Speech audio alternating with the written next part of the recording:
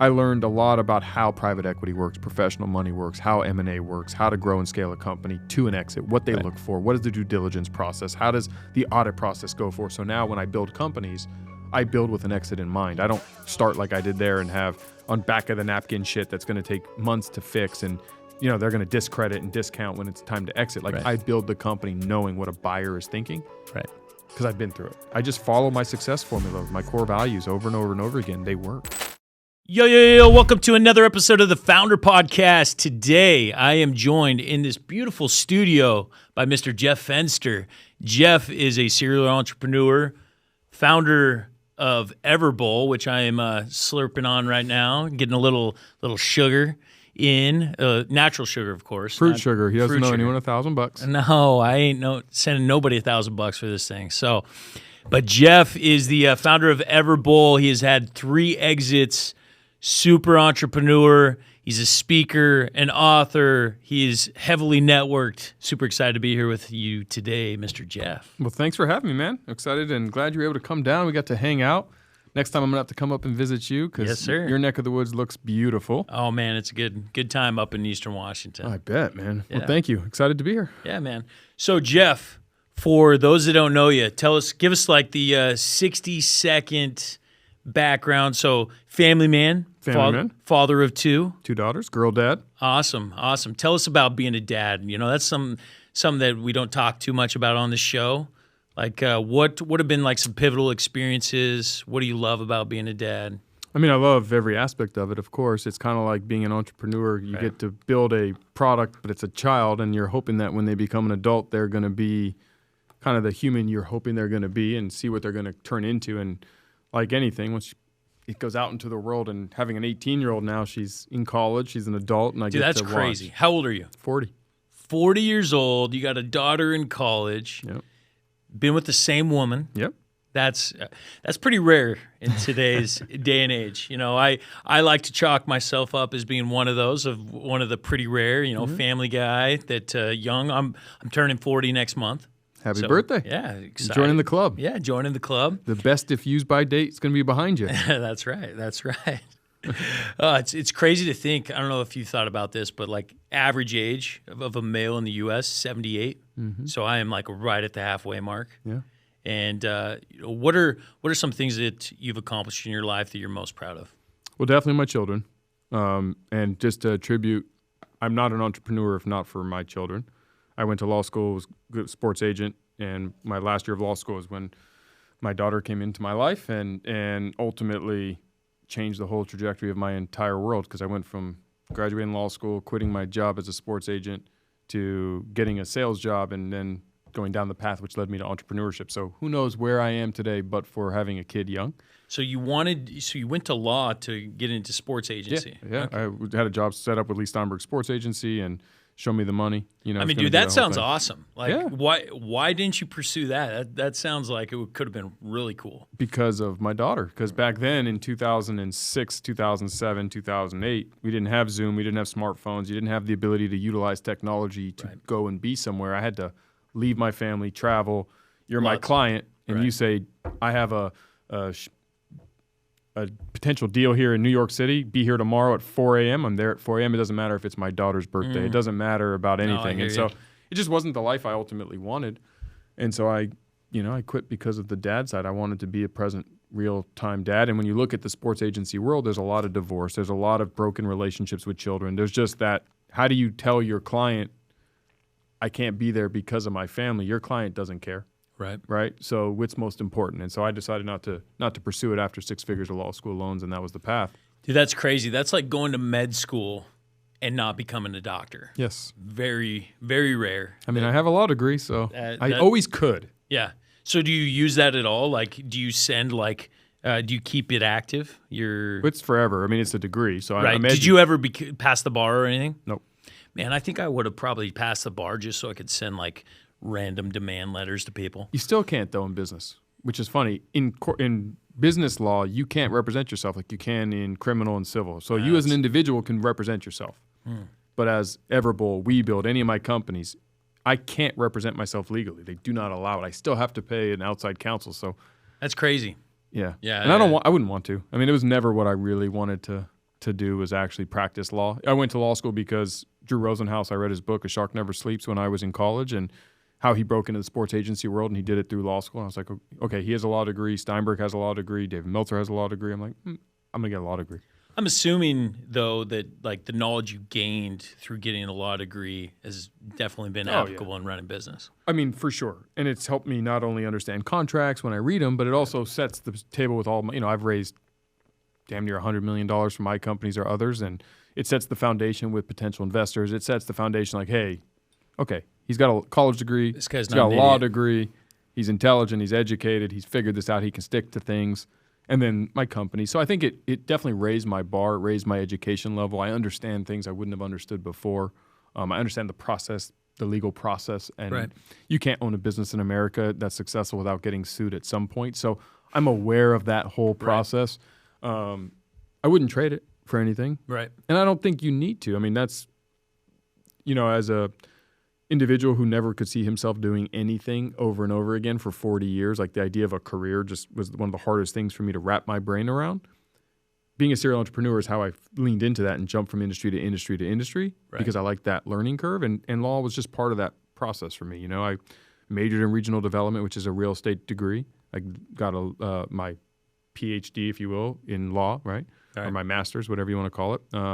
My Juris Doctorate is actually what it's called. And then, got my MBA through the School of Hard Knocks early in business, and wins and losses later, and I continue to learn. And so, but to answer your original question, what am I most proud of outside of my kids is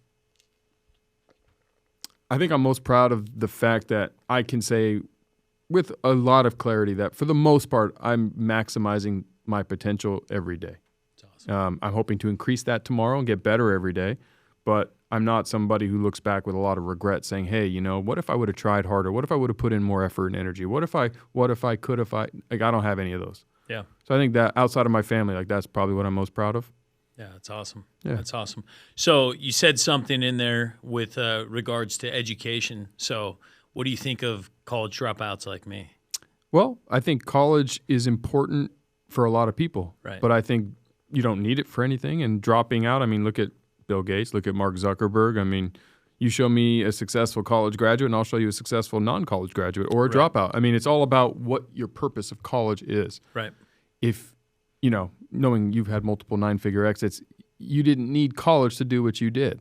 I look at college as a phenomenal opportunity for someone who, A, is not going to be an entrepreneur, or if you are going to be an entrepreneur, for building relationship capital, because I can tell you the relationships I have forged, both with athletes and all of that, to big titans in industry, to even people in big lawyers at big law firms that get me introductions to people. Those relationships I curated during college and law school, some of them are my closest friends today. Right. We do business together. We do $1 million transactions together. So people who are looking to build a Rolodex and a network, college is phenomenal. Right. To get you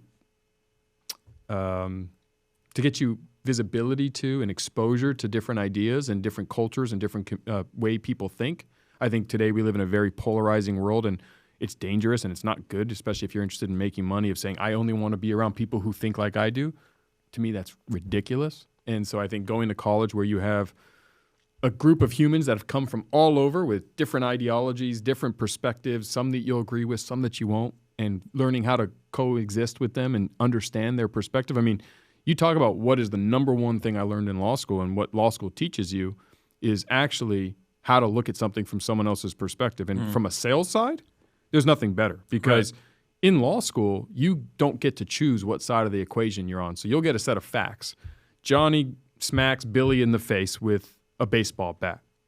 Represent Billy. And then, or it'll be represent whatever the other name I just said. Johnny. And you don't get to say, well, I don't agree with that side. You have to come up with the best argument using what in law school it's called IRAC, issue rule. You go through this whole structural thing. You go through it all, and you have to learn how to step into either side of the coin and represent it to the best of your ability. And when you can do that in the real world, where I can say, you know what, I disagree with you, but let me see what he's seeing. Let me put myself in his shoes. How is he viewing these set of facts? How is he viewing the situation? Mm-hmm. And if I'm him, how am I going to make the best argument? Well, I can manipulate that now. Right. Because I can be you in my brain, right? Right. And I think that is what we've lost over the last few years. And so I think education is important. I think if you're not educated, and you don't need to go to college to get an education, you can learn on your own. Right. College is just a formal way to do that. And for most people, entrepreneurship is not the right path. Yep. Even though they might think they want to and they see the glorification of entrepreneurship, I don't want my kids to be entrepreneurs because I don't think they're meant for it. They don't have the personality that is required to do it successfully. Couldn't agree more. It's interesting you bring up the importance of understanding different perspectives, right? Like that is like one of the core things that any teenager or young person has to understand. In fact, I was going through this with my daughter. She's 17, and she was complaining about how, these other kids were arguing with her perspective and they weren't respecting her perspective. And I'm like, well, were you respecting theirs?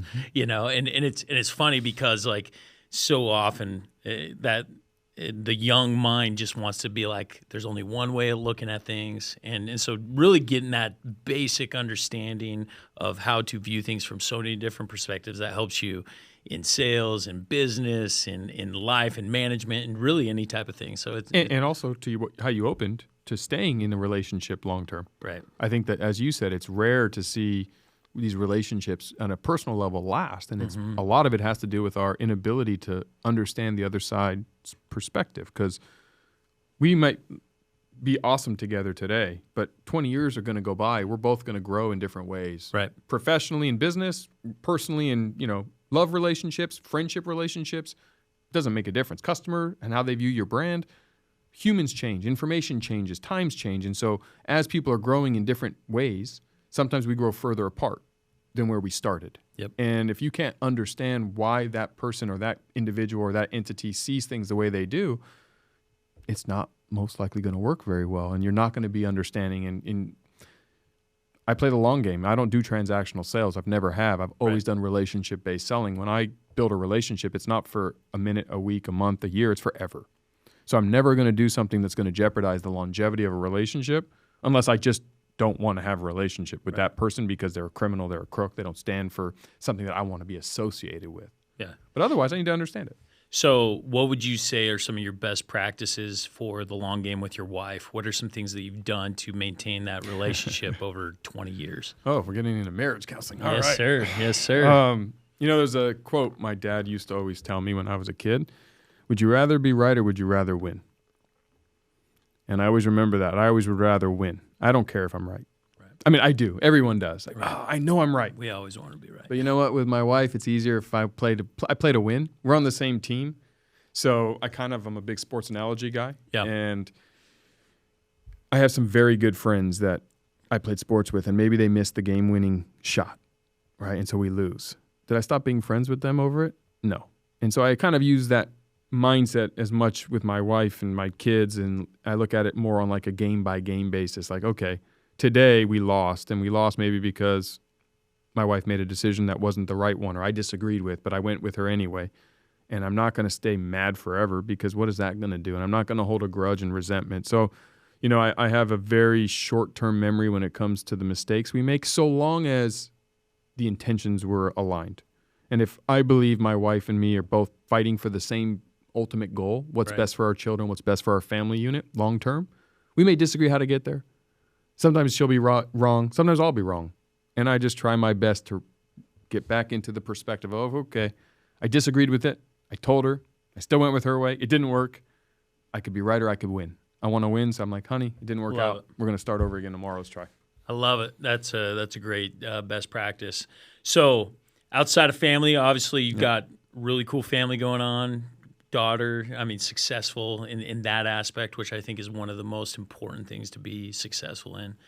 Business, you've experienced 3 different exits. What was the hardest in experiencing those exits as far as building or selling or any of those different things? It'd be my first one because I didn't want to sell the company. And I raised some private equity capital. So I worked at ADP for 6 months, was the number 1 sales rep in the country, left over $17,000 base pay discrepancy fight argument. How much money were you making back then? 6 figures. Nice. Yeah, I was the number 1 sales rep, made 6 figures, bought a house, moved my fiance and daughter into it, and I came out of law school with 6 figures in law school loans, a kid, and a fiance, so I had to pay bills. All right. I had a $38,000 base pay plus commission. And if I had sold a certain amount, I was going to get a $54,000 bump to basically get to $54,000 in salary, which I wanted. And so I went to my boss in January. She said, yeah, you earned it, but you don't get it to the end of the fiscal year, which wasn't until June. So I get it July, the next fiscal year. And I said, no way. Threatened to quit if they wouldn't give it to me. I was 24. And long story short, that's what got me into entrepreneurship. Best thing that ever happened. Probably. Yeah. I mean, the fact that financially, yes. Yeah. It was the best thing. Otherwise, I'd probably still be at ADP making $300,000-$400,000 a year. Right. But that company I started out of my mom's kitchen. I sold my house, moved my family into my parents' house, and started my first company called iChecks, which became Canopy HR. it's a ballsy move. Yeah. Yeah. It was ego, Yeah. blind 24-year-old ego. But I think this is an important thing because I hear a lot of not excuses. That's not fair to the people who have them. There's a lot of reasons why people don't take action, and it's always like, well, I have a mortgage or I have a family. I had those things.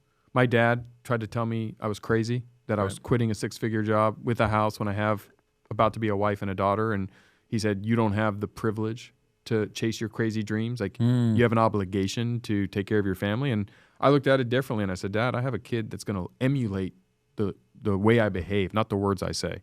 So if I demonstrate a lifestyle of settling, not chasing what I believe is my dream, not going for it, then she's going to grow up and do the same thing. And I think that's not what I wanted to be as a dad. So I said, I think I have an obligation to chase my dream.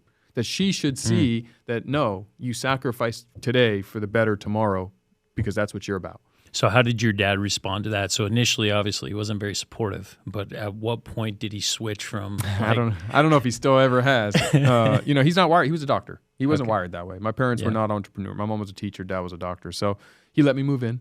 So I mean, he supported in some level. Of course. Just the conversations were very right. Like, what are you doing, son? Yeah. Like, hey, dude, you have a law degree. Go be a lawyer. Wait, you're not going to be a lawyer? Go be a sports agent. You're not going to do that. Now you're going to quit your 6-figure job, which I'm like, he's like, what is wrong with you?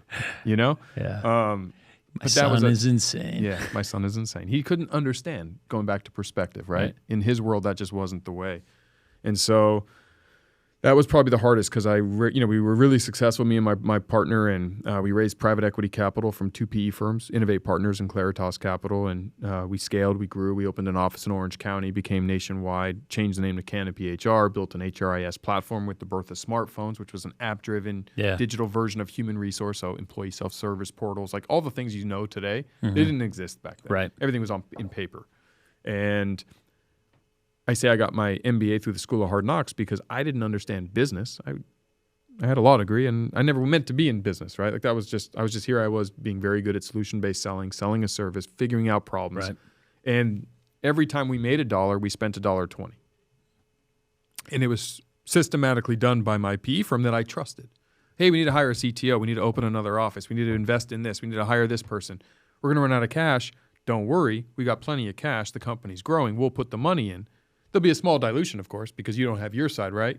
No, I don't. I'm a broke 25-year-old. So they kept taking more of the company. What originally started as a 70-30 my favor, and my partner ended at an 80-20 their favor. And then it was time to sell the company in their eyes. The number was a good size, but I had only 10% of, half of 20. Right. So 10% of my own company. And it was a nice number exit, which if you see the total number, you're like, that's a hell of an exit. Right. I didn't want to sell it yet because we still had a lot of legs left.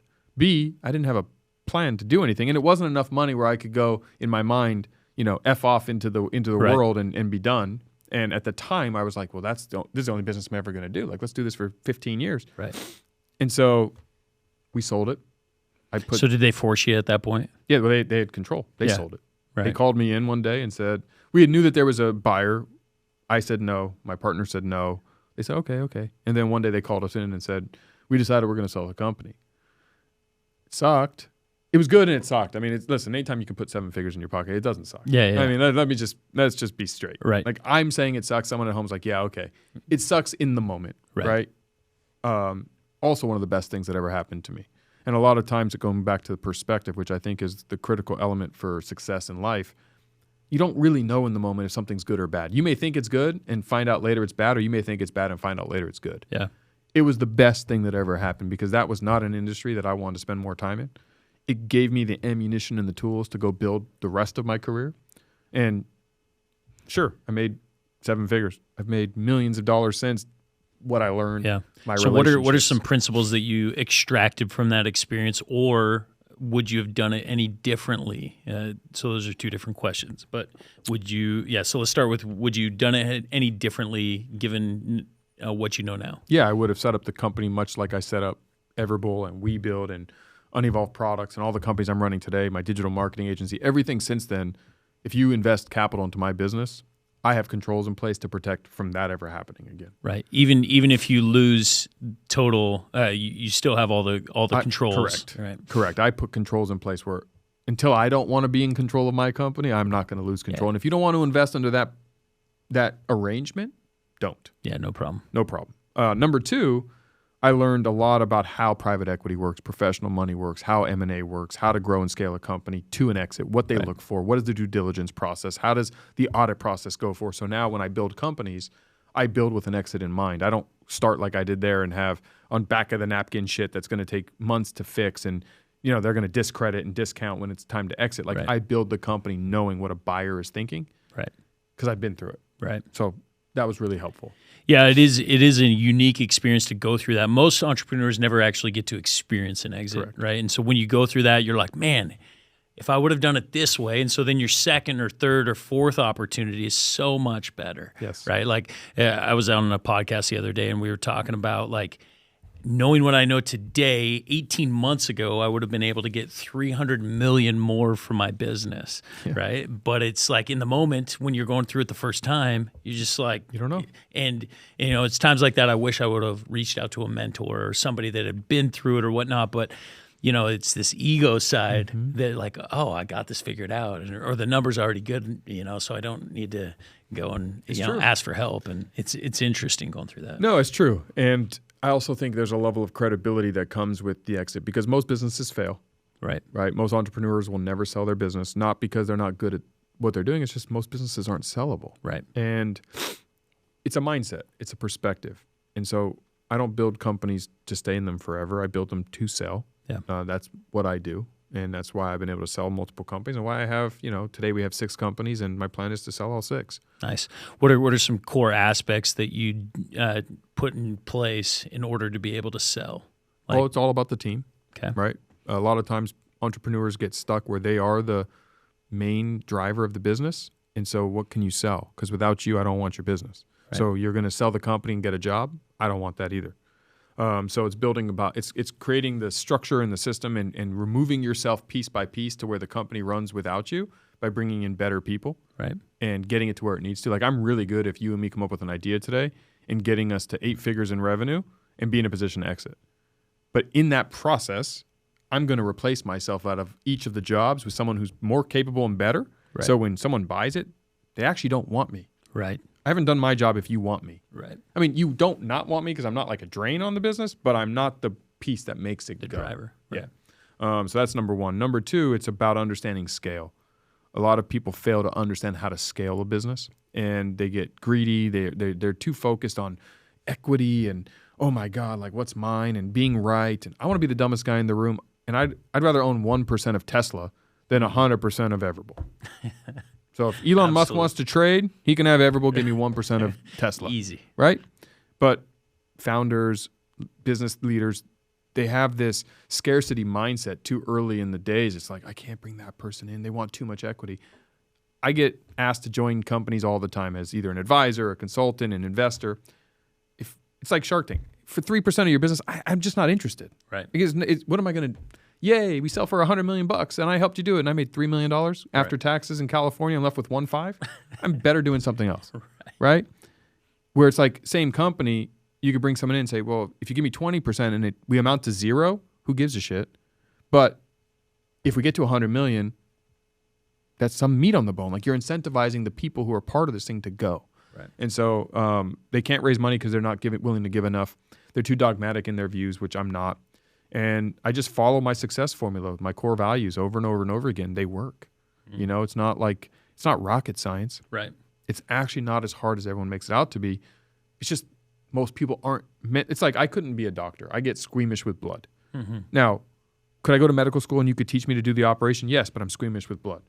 I'm not a teacher. I don't have the patience to teach children and be in an environment where 2 + 2 is 4, and they don't understand it. And I'm like, I'm just not the guy to be a teacher, right? Yeah. There's lots of fields where I'm just not meant to do it. And I think the world right now is filled with too many entrepreneurs that aren't meant to be an entrepreneur. And it's just the truth. Like, you could join a startup. You could be in an entrepreneurial environment. You could be the number 2, 3, 10, 20, 105 at any of these companies, make millions of dollars. I mean, look at Steve Ballmer. Yeah. He almost has as much money as Bill Gates. He wasn't there when they started the company. Found anything. Nothing. Yeah, right. Nothing. Right.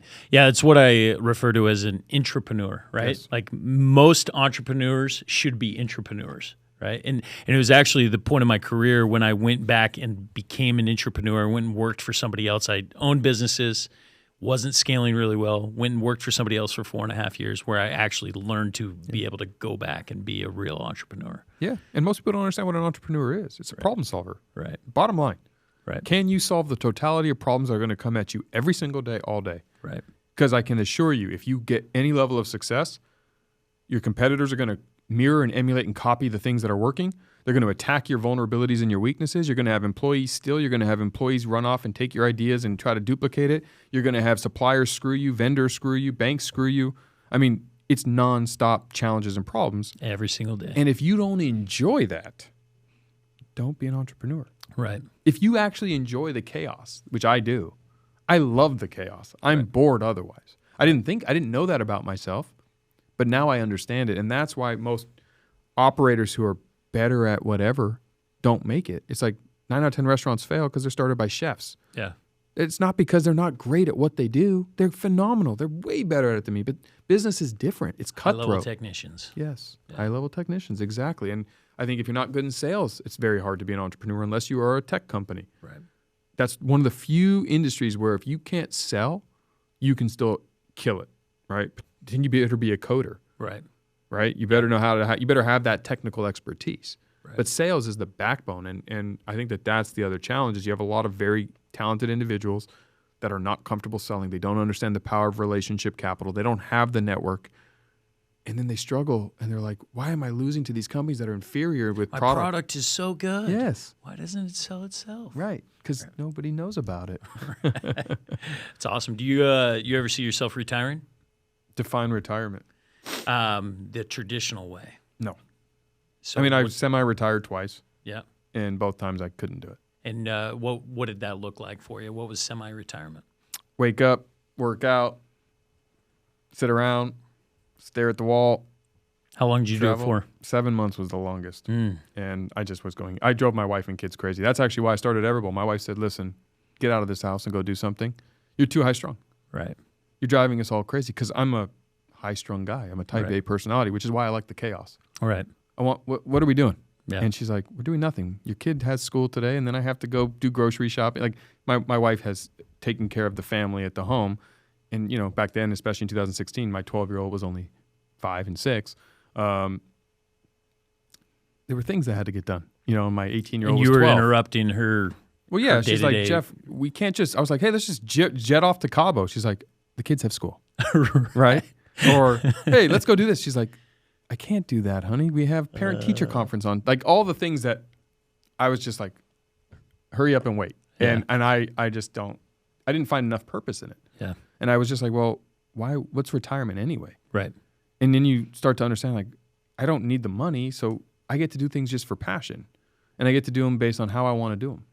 And that's fine. So I started Everbowl as a passion project. Love it. And then it turned into WeBuild, and it turned into Unevolved Products and Unevolved Concepts, and you're sitting in Unevolved Studios. And, now we get to do all these fun things with all these really cool people and the speaking and the books, and I get to touch and impact others. And then I got to find out that my favorite thing I get to do is actually connect with other people and help them and be part of that story. And not, I see myself as coming away from being the founder of companies and eventually like what I'm doing more of now, where I come in and help entrepreneurs that I think have the entrepreneurial spirit to do it and a good idea. And if I can leverage and help them with my network and my capital and my resources, awesome. And I could see myself being like on a board, more boards and more involved and letting others do more of the heavy lifting.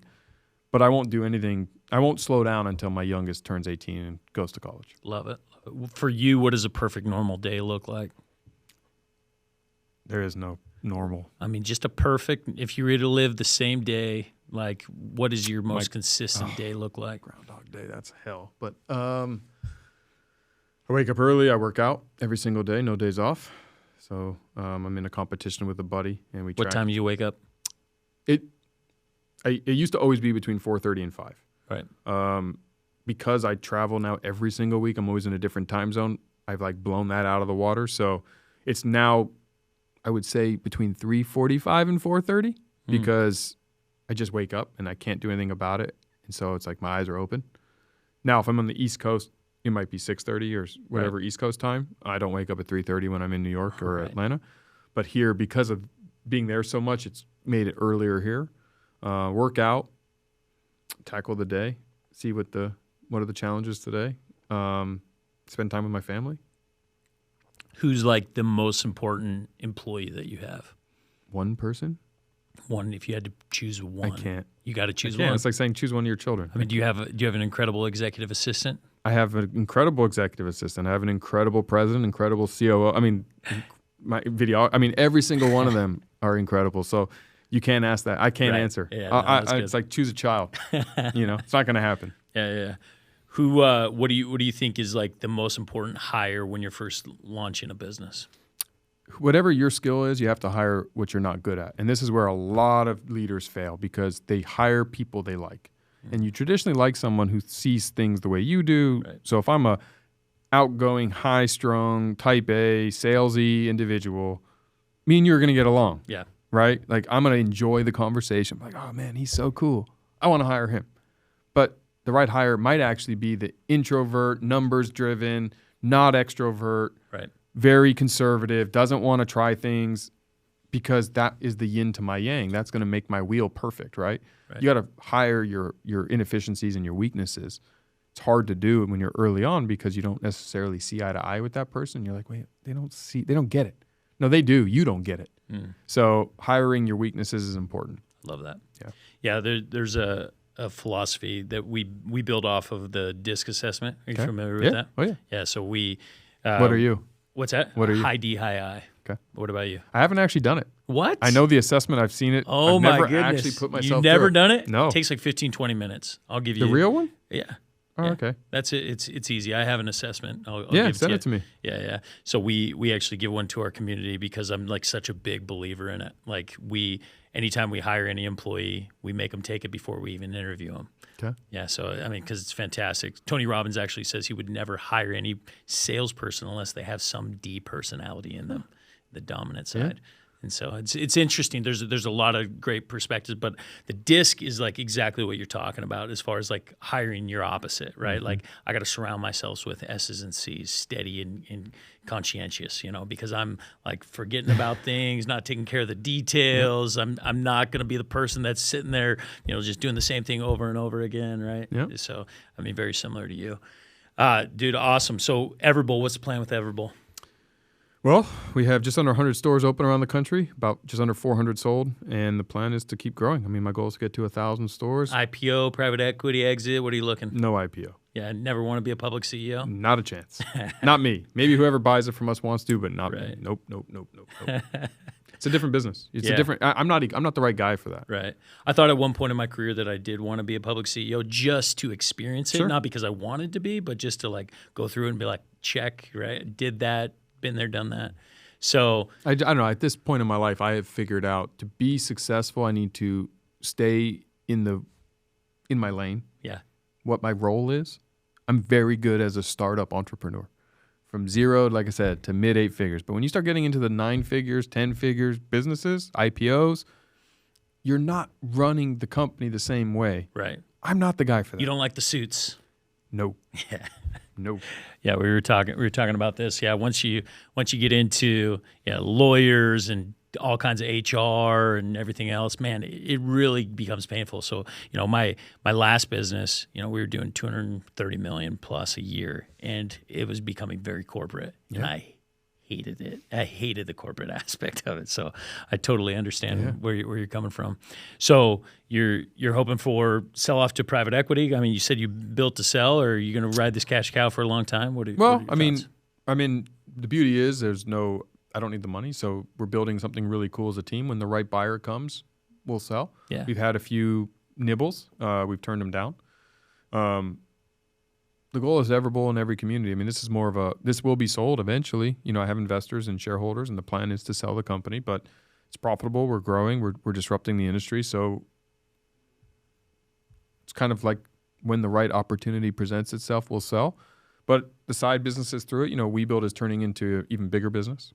We build all the Everbowls, but now we build all Shaquille O'Neal's Big Chickens, Capriotti's, Wing Zone, Stretch Zone, and now we're working with some of the biggest brands on the planet, names that everyone knows, where what we offer is so disruptive and unique. So any restaurant or retail concept that's trying to scale, or an existing highly scaled restaurant or retail concept that needs to do renovations, we can do it in a way that no one else has been able to do it. And so it's phenomenal. Yeah, I mean, that company should do 9 figures next year in revenue, and that's been a fun project. So I'm more focused currently of my time there. How long has that one been around? Started Everbowl, so 2017. So you did that vertical integration. Yeah. So my first restaurant cost me too much. So I started my own construction company just to build Everbowls, and we only built Everbowls until 2021.